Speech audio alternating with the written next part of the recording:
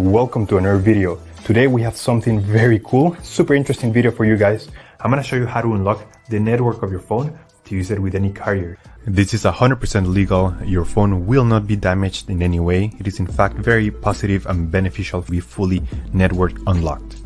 Because your phone's resale value will increase because your phone will be compatible with any other carrier worldwide. We're gonna begin. So to start, we're gonna get the phone's IMEI number. That's a unique number for every phone. So to get it, simply dial *#06#. As you will see, your 15-digit IMEI number will appear in the screen of your phone. This number is very important. It represents the ID of your phone, and keep it somewhere close because we're gonna use it in a few seconds to unlock this phone. Okay, now we're gonna switch to the computer. We're gonna use this website to request the unlock code to unlock this phone. So first you need to fill in the information about the phone you want to unlock in this form. Processing times may always vary, so be very patient. It may be very fast sometimes, but sometimes it may also take a little bit longer, so just keep that in mind. Okay, so after you have waited the estimated amount of time, you're gonna get an email, and I'm gonna show you how the email will look like.